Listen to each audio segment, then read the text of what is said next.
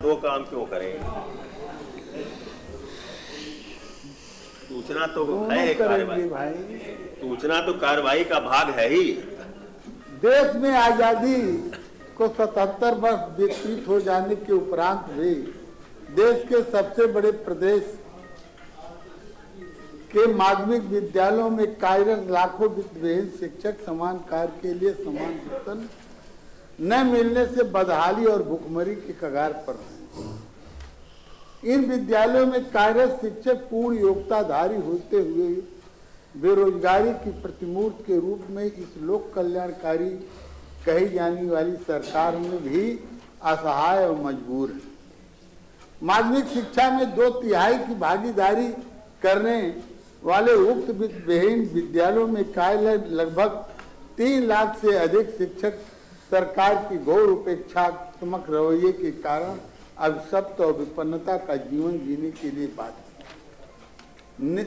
Intermediate शिक्षा अधिनियम की धारा 7 कह के परिवर्तन के उपरांत भी अर्हताधारी शिक्षकों के परिवार भुखमरी के निम्नतम श्रेणी तक पहुंच गए हैं।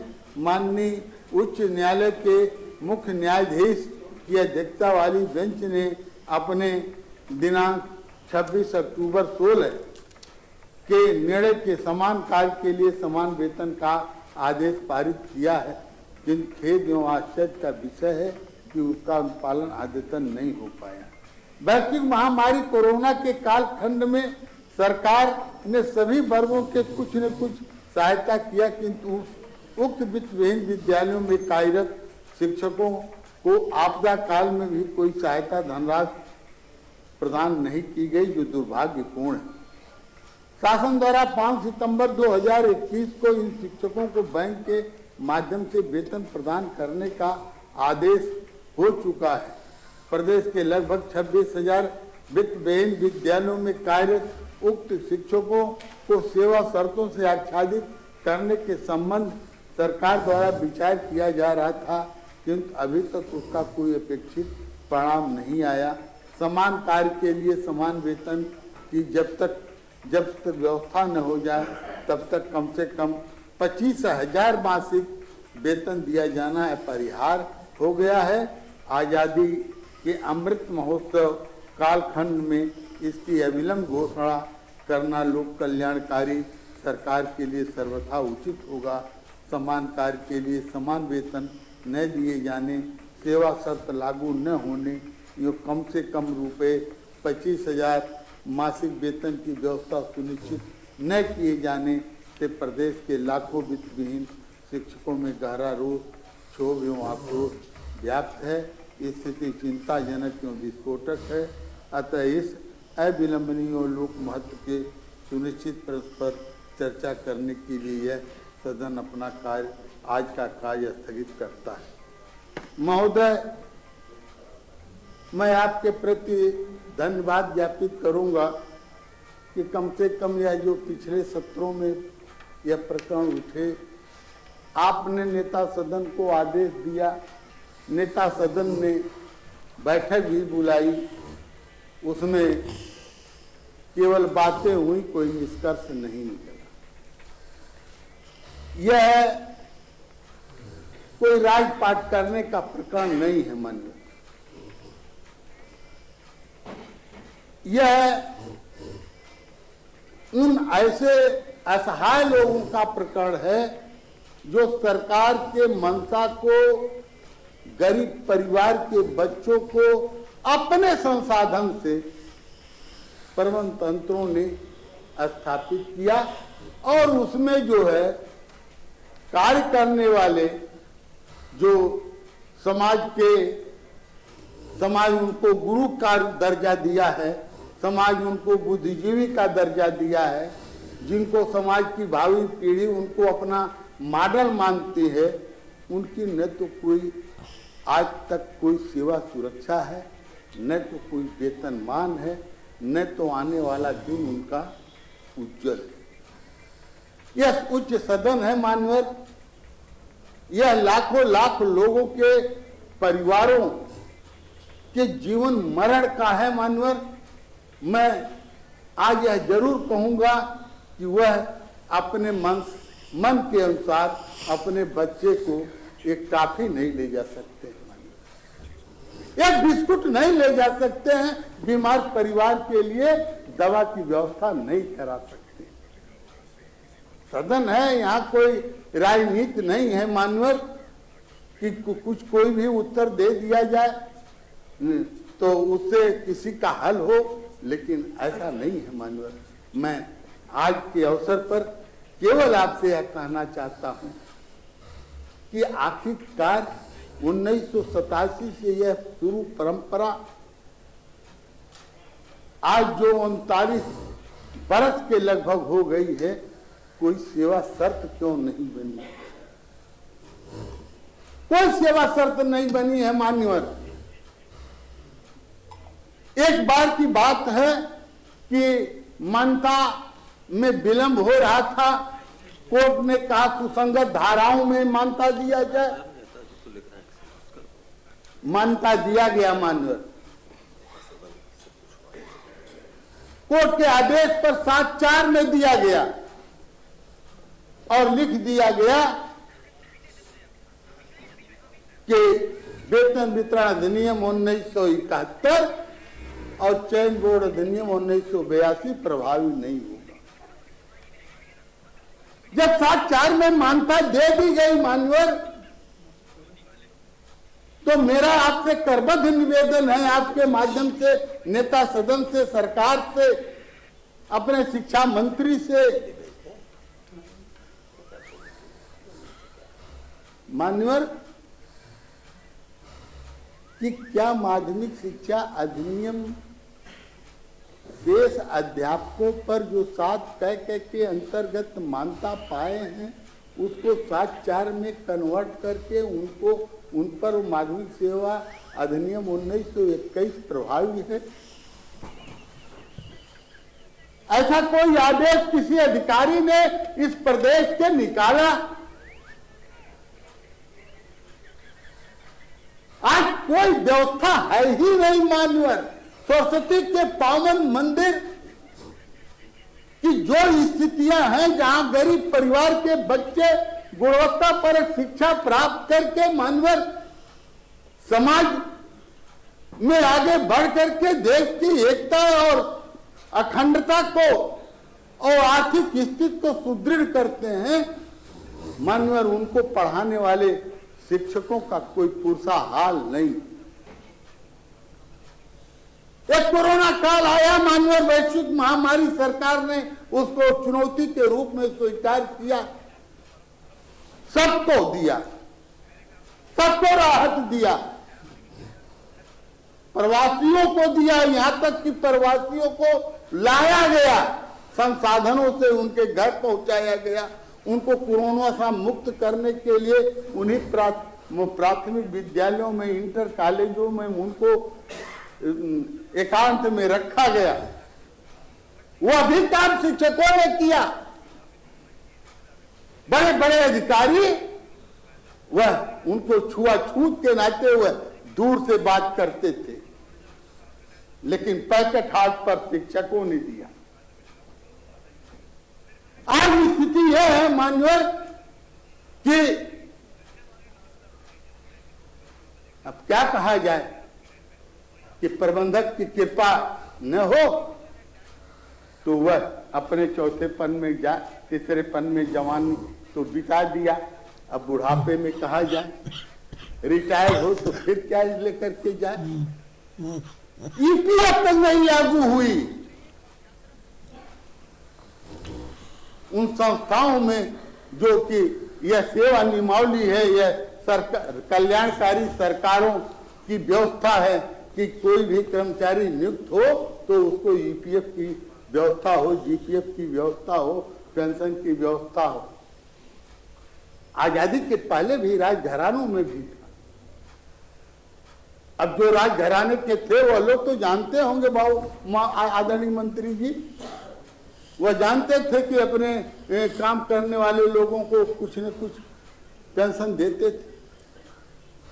लेकिन आज अब हम तो क्या बेबसी है मानवर, मैं अपने जीवन में पहली बार बेबसी देखता हूं कि सौभाग्य से हमारी मंत्री जो है वह अध्यापक भी रही, प्रधानाचार्य भी रही, सेवानिवृत्त भी हुई, सब देखा है नहीं, सुना है, भोगा है, लेकिन फिर भी इस उच्च सदन में क्यों बेबस हैं? सही बात कहने में कहाँ उनको कौन सी परेशानी हो रही है, कहाँ स्वर्ग में सीढ़ी लगाएंगी, हम यही नहीं समझ पाते हैं मान्यवर कि सही बात कहने में कि क्यों नहीं उनको स्वीकार करती हैं। जो देखा हो मान्यवर वह तो जो है मान्यवर उनको स्वीकार करना चाहिए कि इन विद्यालयों। एक बार मैं क्वेश्चन लगाया मान्यवर, माननीय मुख्यमंत्री जी भी कृपा पूर्वक पधारे थे, तो उन्होंने कहा कि त्रिपाठी जी आप तो श्रमिक शिक्षक नेता से श्रमिक नेता, अध्यापक कामगार है, वह बोनस पाता है एक श्रमिक की तरह, और न्यूनतम मजदूरी जो है एक कामगार का एक जो कैटेगरी है सरकारों ने बनाया है, अकुशल, अर्धकुशल, कुशल, अति कुशल, सबकी कैटेगरी बनाया है माननीय सभापति जी। तो हमारा तो यह बगैर था कि यदि वही हो जाता तो कम से कम हम अपने सीना तान करके, अपने और हाथ जोड़ करके अपने मंत्री, अपने सभापति, अपने नेता से कहते कि कम से कम वही दे दीजिए कि जो 25,000 रुपया आता है एक अति कुशल श्रमिक का जो है मानदेय, वही आ जाता, तब भी तो कम से कम उनके जीने का कोई रास्ता निकल जाता। मानव मैं आज के अवसर पर मैं बड़े विनम्रता के साथ, बड़े गुहार के साथ आपसे अनुरोध कर रहा हूं कि इस पर कोई हल हो मान्यवर, इस पर यह न हो कि यहाँ कोई राजनीति है, कोई सत्ता मिलने वाला है, या हम सत्ता से किसी को बेदखल करना चाहते हैं या सत्ता में आना चाहते हैं। राज हमको नहीं करना है मान्यवर। मैं केवल अपने उन मतदाताओं की पीड़ा को इस सदन में, उस सदन में जो इस सदन की एक बड़ी गरिमा रहे, बड़े बड़े लोग रहे, सबसे प्राचीन है इस देश का, सबसे प्राचीनतम यह सदन है देश का, और उसकी गरिमा रही है, उसमें शिक्षा मंत्री माननीय हमारी पूर्व प्रधानाचार्य देवी जी हैं। अब नेता सदन नहीं है, अब आप भी कहाँ किसको आप वो करेंगे, लेकिन तमाम कैबिनेट मंत्री हैं हमारी, वह हैं और आप हैं।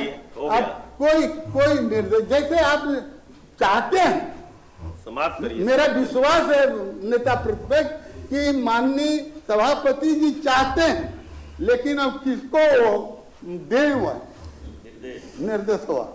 तो मैं आपसे अनुरोध करता हूं कि इस पर कोई न कोई रास्ता निकाला जाए, और इस पर इसको वित्त विहीन शिक्षकों को जैसे पहले की बात, तमाम सरकारें आई मानवर, सबने राज किया, चाहे जिस तरह के कपड़े पहन करके आए, झंडे लेकर के आए, सबने राज किया, लेकिन जब जो आया वह सेल्फ फाइनेंस को बढ़ाता गया, वह रोका नहीं। कोई हाई स्कूल खोला, कोई इंटर खोला, कोई डिग्री कॉलेज खोला, तो कोई विश्वविद्यालय खोला, कोई मेडिकल कॉलेज खोला, कोई इंजीनियरिंग कॉलेज खोला। समाप्त करिए। तो मैं समाप्त कर दे रहा हूं माननीय, आपका हुक्म हो तो यदि आप कोई स्पष्ट निर्देश दे तो जब तक इस सदन में रहूंगा तब तक यह प्रकरण निस्तारित हो जाएगा। तो मैं बोलबा नहीं करूंगा माननीय, इसको लईबे नहीं करूंगा, बस आपकी कृपा हो जाए। बहुत बहुत धन्यवाद माननीय, इस पर रोक करके, यह बहुत संवेदनशील है माननीय, यह प्रकरण जो है अविलंबनीय है, लोक महत्व का है, सुनिश्चित है, और उनका प्रकरण है जो इस समाज के सबसे पिछली पंक्ति की, जो दीनदयाल जी के अंत्योदय की परिकल्पना है, जो लोहिया और लोहिया जी की दवाई और पढ़ाई की भावना से जो अंबेडकर साहब के समता मूलक समाज की अवधारणा से लगते हैं, उनको जब जो अमृत सेन ने कहा था मान्यवर कि इस धरती से गरीबी तभी दूर हो सकती है जब एक एक बच्चा गुणवत्ता परक शिक्षा प्राप्त करेगा। नई शिक्षा नीति बनी मान्यवर, बाल शिक्षा अधिकार अधिनियम 2009 हुआ, उसमें लिखा हुआ है मान्यवर कि योग्य और पूर्णकालिक शिक्षक से शिक्षा प्राप्त करने का मौलिक अधिकार बच्चे का है। लेकिन वह भी किसी ने कहा होगा कि जब तक शिक्षक भूखा है, ज्ञान का सागर सूखा है। माननीय बहुत बड़ा संवेदनशील प्रकरण है और यह कल्याणकारी सरकार है जो 75 वर्ष लोग नहीं कर पाए सब कर दे रही है। इसको करने में कौन सी बड़ी बेजान लग रही है, ये कुछ न कुछ एक हल निकालिए। बहुत बहुत धन्यवाद माननीय, इस पर हो सके तो आप चर्चा करा दें। माननीय मंत्री जी।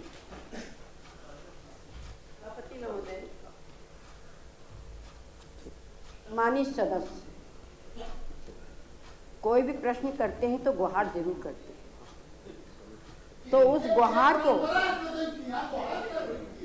जी नहीं, मैं क्या कह रही हूँ, हाँ सुन लीजिए, आप परेशान मत होइए। सुन लीजिए निर्वाहन कर रहा हूँ। त्रिपाठी जी, अरे त्रिपाठी जी सुन लीजिए। हाँ, अरे आप सुन तो लीजिए।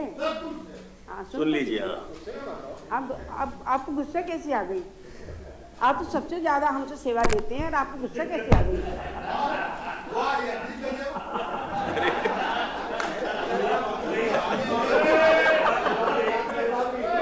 अब माननीय हम इस सदन के सेवक हैं तो आपसे गुहार नहीं करेंगे, आपसे अपने मतदाताओं की बात नहीं कहेंगे। आप अब हम योग्य मंत्रियों को जो है वो उत्तर नहीं दे, अब निर्देश नहीं देंगे। हम इनके पास आर्जुआ करने जाते हैं, कोई गोरी बंदूक लेकर के थोड़ो जाते हैं, वहाँ तो निवेदन करते हैं। मेरी बात अधूरी रहेगी। हाँ, जवाब देने से पहले कहना चाह रही हूँ सभापति महोदय, माननीय मंत्री, जो गुहार शब्द मैंने कहा, करना भी चाहिए, लेकिन इंसान की तो बात छोड़िए, अगर सच्ची गुहार हो तो भगवान सुन लेते, इंसान की तो बहुत। मान्यवर, मैं ये बताना चाहूँगी आपके माध्यम से सम्मानित सदस्य के लिए, ये मामला विगत में भी आ चुका है और हमेशा ही इसका जवाब दिया जा चुका है और आज भी मैं दे रही हूँ कि निर्धारित सेवा शर्तों के अनुसार वित्त विहीन विद्यालयों के अंशकालिक अध्यापकों की परिलब्धियों का भुगतान का दायित्व संस्था प्रबंध का है, पहले भी बताया जा चुका है।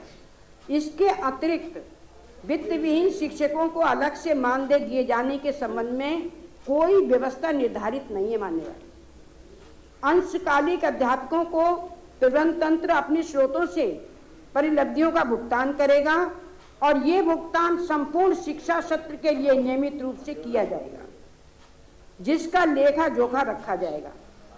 अंशकालिक अध्यापकों की परिलब्धियां न्यूनतम मजदूरी अधिनियम के उपबंधों में कुशल श्रमिक हेतु मजदूरी की व्यवस्था के अनुसार समय समय पर जारी अधिसूचनाओं से निर्धारित मजदूरी से कम नहीं होगी। इसके अलावा मान्यवर, उक्त के अतिरिक्त सरकार द्वारा वित्त विहीन मान्यता प्राप्त विद्यालयों के शिक्षकों को प्रदत्त वेतन परिलब्धियों का भुगतान प्रबंध तंत्र द्वारा चेक के माध्यम से या संबंधित शिक्षक के बैंक खाते से सीधे ट्रांसफर किए जाने के संबंध में व्यवस्था निर्धारित की गई है। वित्त विहीन विद्यालयों की मान्यता के लिए पूर्व निर्धारित शर्त यह है कि शिक्षकों के वेतन आदि की व्यवस्था प्रबंध तंत्र द्वारा स्वयं निजी स्रोतों से ही की जाएगी। अतएव ऐसे शिक्षकों को वेतन, मानदेय आदि देने का दायित्व सरकार का नहीं है। अनिल त्रिपाठी जी, मैं आपके माध्यम से माननीय मंत्री जी से दो जिज्ञासा जानना चाहता हूं। कि जो माननीय उच्च न्यायालय के निर्देश पर जो मान्यताएं दी गई 7(4) के अंतर्गत, क्या उन पर माध्यमिक शिक्षा अधिनियम 1921 प्रभावी है? नंबर 2, क्या उस तरह की मान्यता के वाले विद्यालयों में पहले वेतन वितरण अधिनियम लागू होने के पहले या अनुदान सूची पर आने के पहले एमआर जाता था, एमआर जा करके उस पर जो है बजट आता था और उसका भुगतान होता था? उन विद्यालयों में व्यस्त जी जानते हैं, उस विद्यालय में भाषा अध्यापक, त्रिभाषा अध्यापक होते थे जिनके वेतन का दायित्व सरकार लेती थी। क्या माननीय मंत्री जी जो जिन विद्यालयों को 7(4) में मान्यता दिया है उनको यह प्रदान कर रहे हैं कि नहीं कर रहे हैं? यदि नहीं कर रहे हैं तो क्यों उसका उल्लंघन हो रहा है? नंबर 2, क्या माननीय मंत्री जी आपके माध्यम से मैं यह जानना चाहता हूं कि जब मान्यता पूरी दी जाए, अंशकालिक तो शिक्षक वह होते थे कि जिन विद्यालयों में पाठ मान्यता थी, सब लोग जानते हैं। अब जब कक्षा 6 से लेकर के कक्षा 12 तक मान्यता दी जा रही है तो वहां अंशकालिक कहां हो गया? वहां तो पूर्णकालिक शिक्षक हैं। वह पूर्णकालिक शिक्षक पूरे वर्ष नहीं अपना पूरी सेवा काल बिता रहे हैं, अब रिटायर होने के भी करीब है मानवर। तो क्या माननीय मंत्री जी जो स्वयं मान्यता दिया, यही माननीय मंत्री जी ने, इनके पहले नेता सदन जो थे उन्होंने दिया, क्या उसमें 7(4) से मान्यता प्राप्त विद्यालयों के शिक्षकों पर माध्यमिक शिक्षा अधिनियम 1921 और उसके बाद जो वहाँ जो एमआर जाता था, एमआर की व्यवस्था है, मैनेजर्स रिटर्न के अनुसार धन दिया जाता था और वह देने की व्यवस्था करेंगे कि नहीं करेंगे? माननीय सभापति महोदय, माननीय मंत्री जी ने जो उत्तर दिया वह बिल्कुल गैर कानूनी, असंवैधानिक, गैर कानूनी और असंवैधानिक उत्तर जिन अधिकारियों ने लिखा, लगता है कि अभी वो 3 वर्ष पहले मैं अभी जिंदा। मैं इस बात को माननीय मंत्री जी से कई बार कह चुका कि अपने अधिकारियों को जरा सचेत करिए कि अधिकारी कुछ पढ़ना लिखना भी जाने। अरे इस विषय पर बोलिए। विषय पर बोल रहा हूँ मानवर। जब हमारी मान्यता इस सदन द्वारा इंटरमीडिएट एजुकेशन एक्ट की धारा 7 क में थी और वह चेंज करके माननीय हाई कोर्ट के निर्देश पर इस सरकार ने 7(4) में कर दिया। जब 7(4) में कर दिया, एडेड की जो धारा में यह मान्यता भी चली गई तो अंशकालिक सब तो खत्म हो गया अपने आप।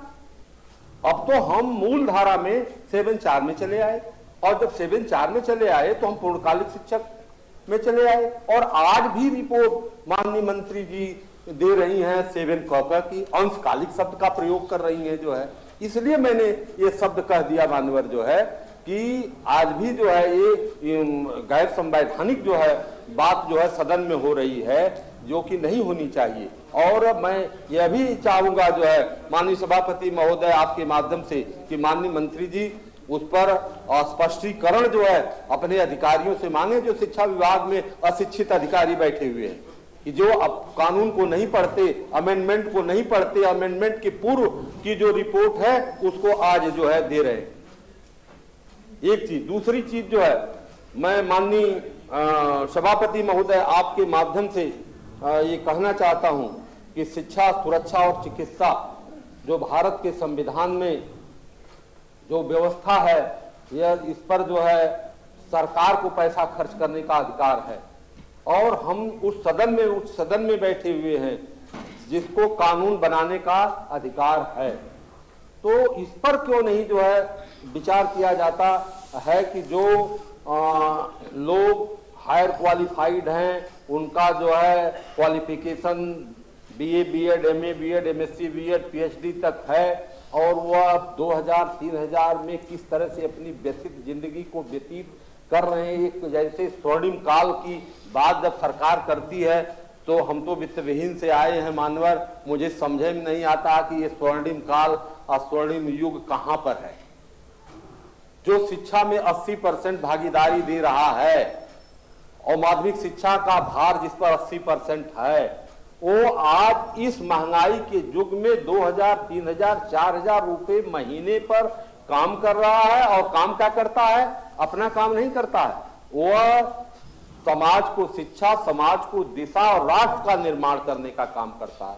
और वह इतना क्या चाह रहे हैं? उन्हें इतना व्यथित है, इतना व्यथित है महोदय। पूछना क्या है उनसे? पूछना है यही मानवर कि इस पर सरकार गंभीरता से विचार करे और इस पर यह मामला जो है संविधान से जुड़ा हुआ है, और इस पर जो अमेंडमेंट आना था वो अमेंडमेंट भी आ गया जो है 7(4) में सारी मान्यताओं के चली गई।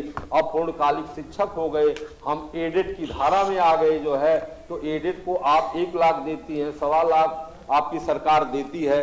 तो जो वित्त विहीन हैं और 1000-2000 वाले हैं, 4000 वाले, इनको कम से कम जीवन यापन करने भर जीविकोपार्जन भत्ता के रूप में जो माननीय हमारे त्रिपाठी जी ने कहा वो उतना या तो उतने दिया जा, और नहीं तो एक उदाहरण मैं दे दूं माननीय सभापति महोदय जी, एक उदाहरण बहुत छोटा सा। समाप्त करिए। समाप्त है, हम तो जब बोलेंगे तो श्रीमान यही समस्या है, यही समस्या हम जानते ही हैं, समस्या यही है ना। खाली त्रिपाठी जी बोलेंगे तब समाप्त नहीं रहेगा, नहीं, तब भी समाप्त बिहारी बोलेंगे तो समाप्त रहेगा, नहीं तब भी समाप्त।